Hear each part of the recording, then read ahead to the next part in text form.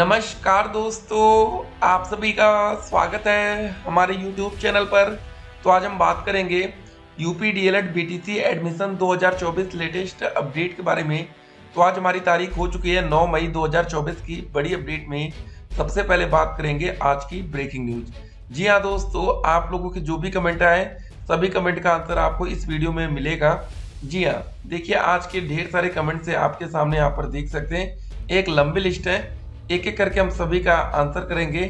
उसके बाद दोस्तों ऑफिशियल अपडेट क्या है, कब से दोस्तों ऑनलाइन आवेदन की प्रक्रिया शुरू कर दी जाएगी 2024 में। जी हाँ, सभी बच्चे बेसब्री से इंतजार कर रहे हैं 2024 की क्या डेट होगी, कब से आवेदन की प्रक्रिया शुरू होगी। 2024 में एडमिशन लेने का पूरा प्रोसेस क्या है, अदर स्टेट के बच्चे, जो भी बच्चे मतलब यूपी के बाहर के हैं, क्या वो बच्चे आवेदन कर सकते हैं, क्या आवेदन उनको करना चाहिए, एक एक करके दोस्तों आज की बड़ी अपडेट्स को देखेंगे। एक और बड़ी खबर आती है बीएड से। वाराणसी में सबसे ज्यादा, सिद्धार्थनगर में सबसे कम परीक्षार्थी देंगे परीक्षा।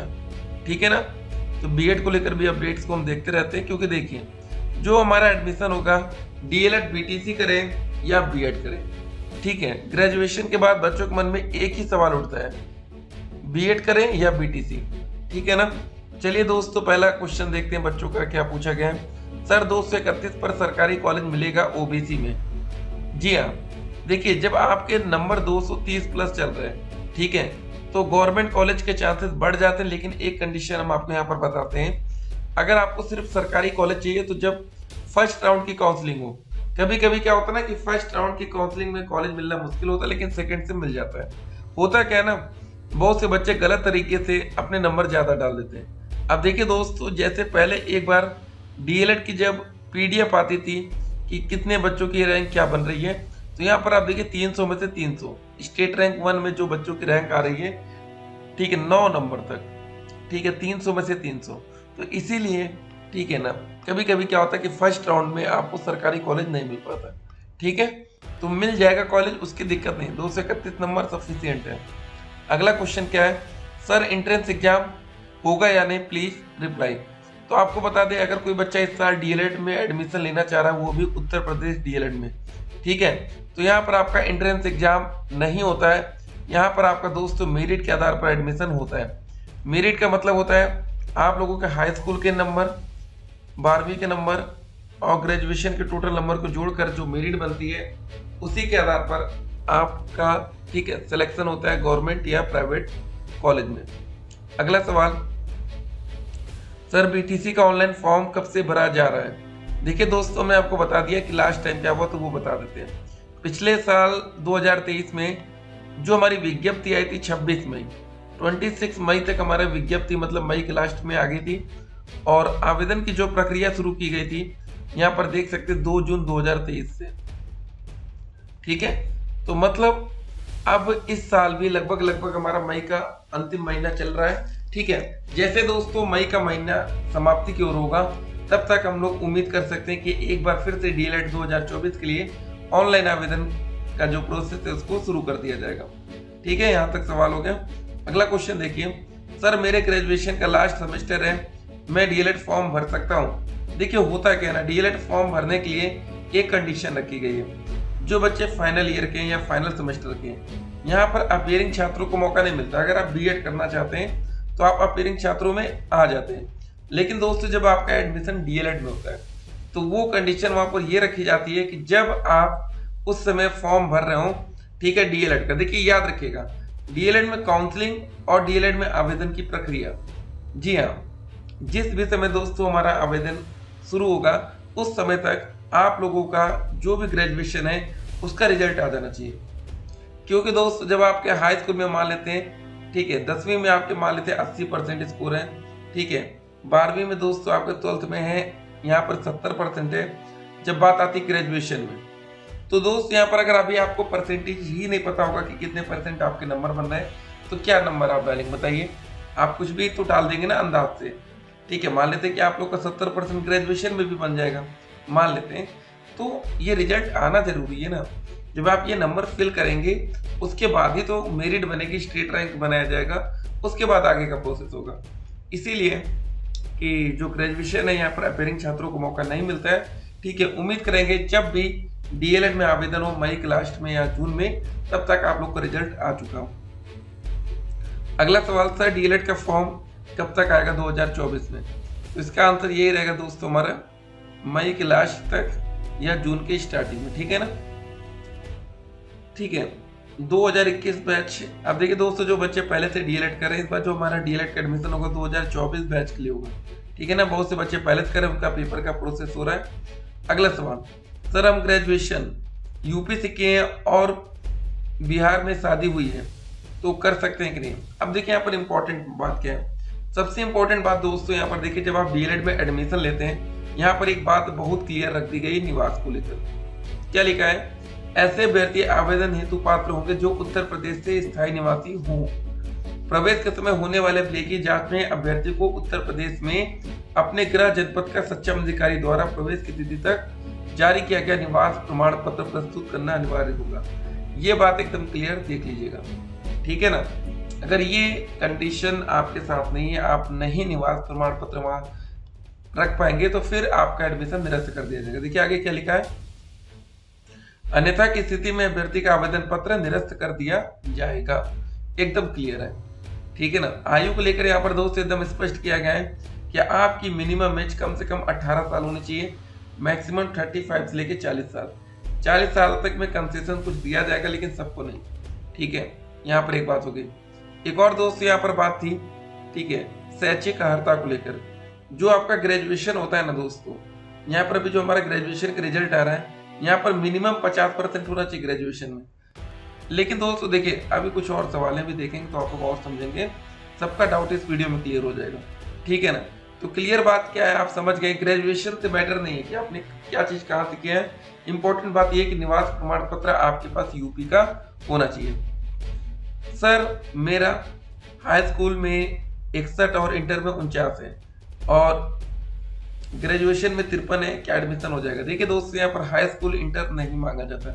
मेन बात क्या है ना, जब डीएलएड में आपका एडमिशन होगा, मेन वहां पर आपसे ग्रेजुएशन पूछा जाता है, उसमें 50% से प्लस होना चाहिए, या दोस्तों अगर आप आरक्षित वर्ग में आते हैं तो वहां 45% से ज्यादा होना चाहिए। ये बात है बस। मेरा टोटल 207% बन रहा है, क्या मुझे गवर्नमेंट कॉलेज मिलेगा जनरल कैटेगरी? देखिए जनरल कैटेगरी में 207 नंबर पर बहुत ही मुश्किल होता है, लगभग असंभव सा है, ठीक है। 207 नंबर में आरक्षित वर्ग होता तो एक चांस बन सकता था। और एक बात और है, लास्ट में क्या होता है ना, जब सब कुछ एडमिशन हो जाता है तो डायरेक्ट एडमिशन होता है कभी कभी, उस समय सीट वैकेंट हुई तो शायद हो जाए 207 पर, नहीं तो ऐसे पॉसिबल नहीं है, ठीक है। हेलो सर, यहाँ बच्चों का सवाल है, ठीक है। सर एडमिशन होने के बाद फर्स्ट सेमेस्टर के एग्जाम कितने टाइम बाद होता है? देखिए दोस्तों, जब आप लोगों की क्लास 1 शुरू होगी, ठीक है ना, मान लेते दोस्तों आप लोग का क्लास सेशन 1 जुलाई से शुरू हो जाता है, तो जो आप लोगों का पेपर होगा वो 6 मंथ बाद, मिनिमम 6 महीने का आपको समय दिया जाएगा, उसके बाद ही आपका पेपर कराया जाएगा, ठीक है ना। ये जरा ध्यान रखिएगा। अगला देखिए, सर बिहार के स्टूडेंट्स यूपी डीएलएड का फॉर्म भर सकते हैं? इसका आंसर है नो, नहीं, क्योंकि आपके पास उत्तर प्रदेश का निवास प्रमाण पत्र होगा नहीं, तब आप फंस जाएंगे, पैसा आपका डूब सकता है, ठीक है ना। इसको ध्यान रखिएगा, ठीक है, यहीं पर यही बात हो। और अगला सवाल, सर 190 में बीटीसी के लिए कॉलेज मिल सकता है कि नहीं? देखिए नंबर कितना भी कम होगा चलेगा, कोई ना कोई कॉलेज आपको मिल जाएगा, हो सकता है सरकारी ना मिल तो प्राइवेट मिल जाएगा, ठीक है ना। तो उत्तर प्रदेश में कॉलेज की भरमार है, उसकी टेंशन मत लीजिएगा कि कॉलेज मिलेगा कि नहीं, कोई ना कोई मिल जाएगा। एडमिशन कब से शुरू होगा? बस मई का महीना खत्म होने दीजिए। सर जनरल वालों का मिनिमम कितना मेरिट होना चाहिए डीएलएड में एडमिशन लेने के लिए? वही हमने एक बात बोली ना, अगर आपके 180 नंबर भी आ रहे हैं, जनरल कैटेगरी से आप है, तो कोई ना कोई प्राइवेट कॉलेज आपको उत्तर प्रदेश में मिल जाएगा। सर मेरा 214 है, क्या मुझे, ठीक है, डायट कॉलेज मिल सकता है ओबीसी में? देखिए दोस्तों, 214 नंबर पर डायट कॉलेज किसी भी कैटेगरी में मुश्किल रहता है। आपको यहाँ पर आसान एससी और एसटी में एक बार हो सकता है, लेकिन ओबीसी की जो कटाव बनती है ना, वो जनरल कैटेगरी के लगभग बराबर होती है, ठीक है। नाइस इन्फॉर्मेशन जो भी था, ठीक है, यहाँ तक बातें हो गई। तो चलिए दोस्तों, और भी आपके सवाल आते रहेंगे, आप लोग को उत्तर मिलता रहेगा, ठीक है ना। तो जैसे दोस्तों आप लोग का आवेदन का प्रक्रिया कैसे होगा, सबसे पहले आप लोग को जब आवेदन करना रहेगा तो कैंडिडेट रजिस्ट्रेशन पार्ट 1 जो आप यहाँ पर देख रहे हैं ना, इसी में दोस्तों आपसे सबसे पहले ग्रेजुएशन के नंबर मांग लिए जाते हैं। मतलब आप सोच रहे होंगे यार कि ग्रेजुएशन का रिजल्ट सबसे बाद में आता है, लेकिन जब आप लोग डीएलएड में आवेदन करेंगे तो सबसे पहले उसी का परसेंटेज आपसे मांगा जाएगा। परसेंटेज का मतलब उसी का नंबर, टोटल आपका ग्रेजुएशन कितने नंबर का हुआ उसमें से आपको कितना मिला यहाँ पर क्लियर कर देंगे। उसके बाद दोस्तों इस डीएलएड में आवेदन करने के लिए जो फीस पेमेंट होगी वो आपको करनी पड़ेगी, ठीक है ना।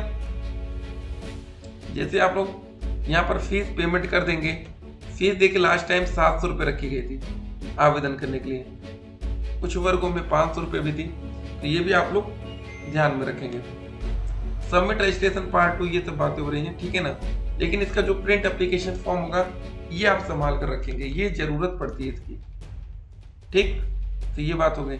एक बात और, अगर आपको गवर्नमेंट कॉलेज मिलेगा तो आपको 1 साल का 10,200 रुपये, प्राइवेट कॉलेज मिलेगा तो 1 साल का 41,000 रुपये।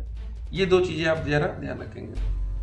जब आपका दोस्तों आवेदन हो जाएगा तो स्टेट रैंक आती है, ये स्टेट रैंक का बेस क्या होता है, आपका मेरिट, इसीलिए दोस्तों यहाँ पर मेरिट इंपॉर्टेंट हो जाता है, ठीक है ना। उसके बाद देखिए चॉइस सेटअप, उसके बाद आपको जनरेट ओटीपी को जनरेट करना रहता है। फिर आप लोग ऑप्शन फिलिंग में अपना कॉलेज का नाम आप लोग देते हैं कि कौन कौन से प्राइवेट कॉलेज या सरकारी कॉलेज आप यहाँ पर फिल कर रहे हैं। उसके बाद आप कॉलेज को लॉक करते हैं, उसके बाद फाइनल में आपका रिजल्ट आता है। रिजल्ट में ये बात क्लियर होती है कि आपको कॉलेज मिल रहा है कि नहीं मिल रहा है, ठीक है ना। उसके बाद दोस्तों आप एडवांस में 10-10 हज़ार तक से आपसे पेमेंट हो सकती है, करवा ली जाए। बाकी देखिए सैलरी की, जो शिक्षक की सैलरी होती है मिनिमम 45,000 से स्टार्टिंग आपको देखने को मिलेगी। 12वीं पास छात्रों को उत्तर प्रदेश में फिलहाल यूपी में मौका नहीं मिलेगा। डायरेक्ट कॉलेज की जो कट ऑफ होगी जनरल कैटेगरी में हमने आपको पहले बता रखा है 230 प्लस से लेके 240 प्लस, ईडब्ल्यूएस में 225 से 235 प्लस, ओबीसी में भी 225 से 235 प्लस, एससी कैटेगरी में 220 से 230 प्लस, एसटी में और फिजिकल हैंडीकैप में कट ऑफ कम रहती है। फ्रीडम फाइटर हो गया हमारा, एक्स सर्विसमैन भी हो गया, ठीक है। एज लिमिट ये सब बातें आप जान चुके हैं, ठीक है ना। तो 45% तक भी दोस्तों आपका फॉर्म भरा जा सकता है, बस आप आरक्षित वर्ग में आए। फ्री में एडमिशन लेने का दोस्तों सिंपल सा एक प्रोसेस है कि आप लोग किसी भी प्राइवेट कॉलेज से पहले संपर्क में रहिए। स्कॉलरशिप के आधार पर कुछ कॉलेज में एडमिशन हो जाता है, तो वहीं पर आपको फ्री में एडमिशन देखने को मिलेगा, ठीक है ना। बाकी आपके मन में ढेर सारे सवाल होंगे, मिलते हैं एक और वीडियो में, तब तक के लिए स्टे कनेक्टेड। आपका दिन